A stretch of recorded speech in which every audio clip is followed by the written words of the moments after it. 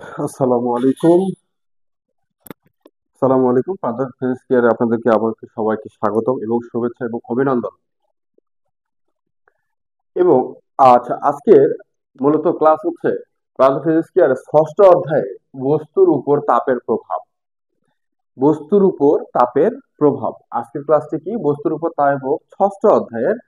তোমরা যারা এসএসসি যারা 26 ব্যাচ, তারা তো এই অধ্যায়টা পাও নাই। হ্যাঁ, 9-এ তোমরা একটু পড়েছো।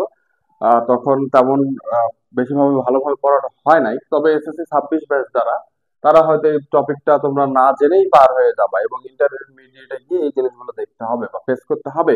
হ্যাঁ, আচ্ছা।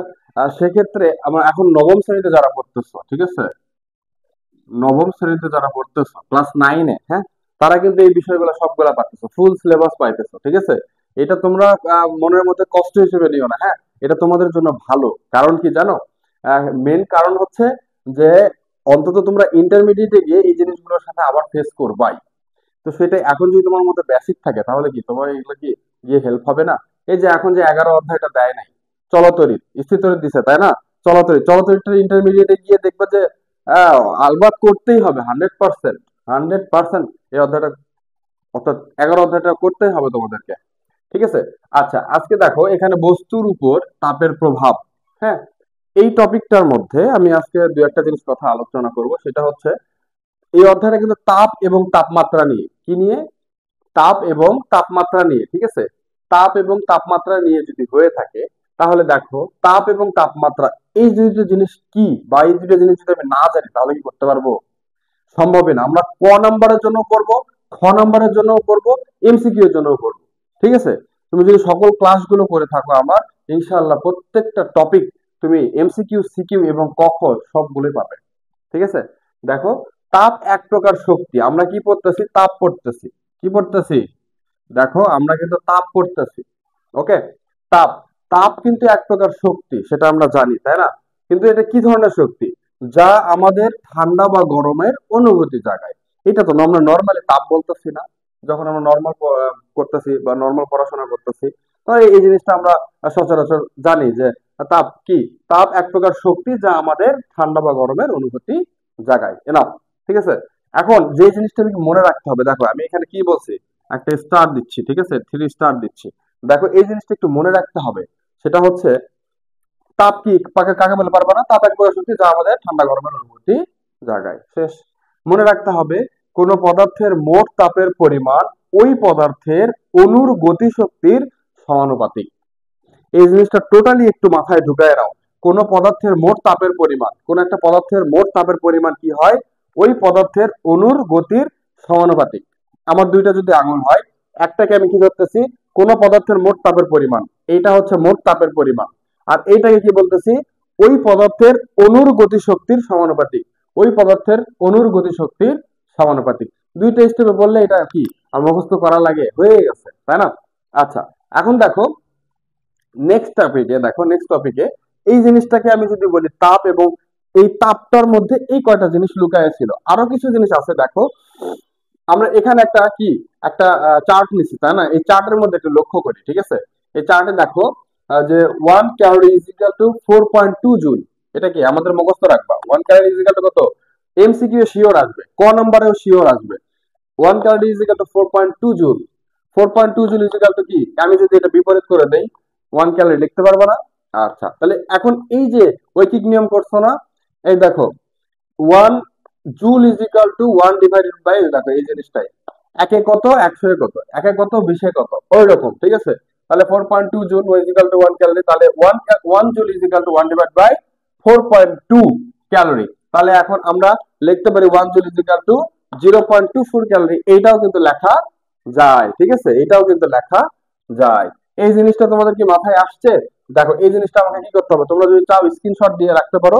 কারণ কি, এগুলো আমাদেরকে অবশ্যই কি টোটালি, আমি কিন্তু বেসিক করাইতেছি। আমার ক্লাস, আমি বারবার বলি, আমার যে ক্লাসটা করবে, অর্থাৎ যারা একদম বোঝে না বা একদম মানে খুব স্লো বোঝে, একটা স্যার বুঝাইতেছে, স্যার ওটা আমি 3 বারে বুঝি, আমি তাদের জন্য বুঝাইতেছি, ঠিক আছে।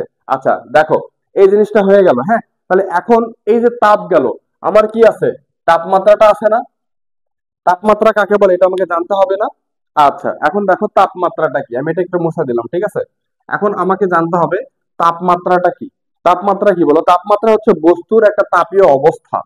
দেখো, তাপমাত্রা হচ্ছে কোন একটা বস্তুর তাপীয় তাপীয় অবস্থা। প্রথমত আমাকে এটা জানতে হবে যে অর্থাৎ কোন তাপমাত্রা, অর্থাৎ তাপমাত্রাটা হচ্ছে বস্তুর একটা কি, মানে তাপমাত্রা হচ্ছে বস্তুর একটা তাপীয় অবস্থা। এটা কি, মানে কোন একটা তাপ অবস্থায় আছে না, তাপীয় অবস্থা না, যা নির্ধারণ করে, লিখবা, যা নির্ধারণ করে,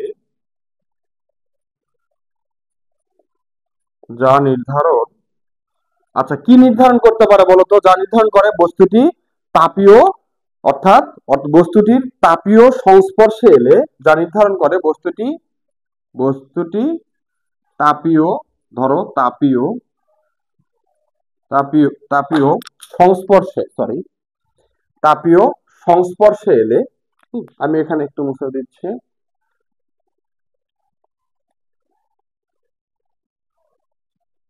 তাপীয় কি আছে,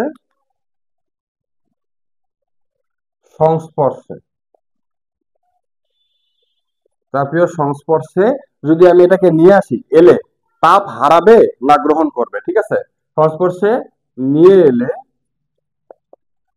তাপ হারাবে না গ্রহণ করবে, না গ্রহণ করবে। এই যে এই তাপ হারাবে না গ্রহণ করবে, এই জিনিসটাই কিন্তু তাপমাত্রা, ঠিক আছে? তাপ হারায় যাচ্ছে না তাপ গ্রহণ করতেছে, এটাই কিন্তু তাপমাত্রা, ঠিক আছে? আমি যদি একটা লোহাকে এখন যদি আহ ধরো একটা গরম উত্তপ্ত লোহাকে আমি কি করতেছি, পানির মধ্যে ডুবাইতেছি, তাই না?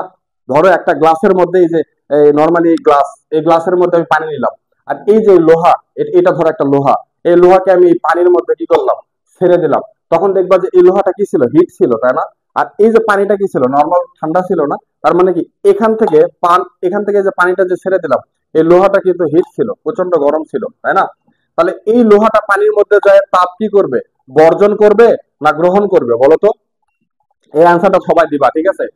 এখানে কি গ্রহণ করবে না বর্জন করবে, এটা সবাই একটু দিবা আমাকে, ঠিক আছে, কমেন্টসে। ওকে, আচ্ছা এখন দেখো, এই এই জিনিসটা পর্যন্ত আমি এগুলো করাবো, ঠিক আছে? এই জন্য একটু অ্যাডভান্স তোমাকে কথাটা বললাম। বস্তুর তাপীয় অবস্থা, দেখো বস্তুর একটা তাপীয় অবস্থা যা নির্ধারণ করে বস্তুটি তাপীয় সংস্পর্শে নিয়ে এলে তাপ এটা হারাবে না গ্রহণ করবে, এটাই কিন্তু তোমার মেইন কি ছিল, তাপমাত্রা ছিল, ঠিক আছে?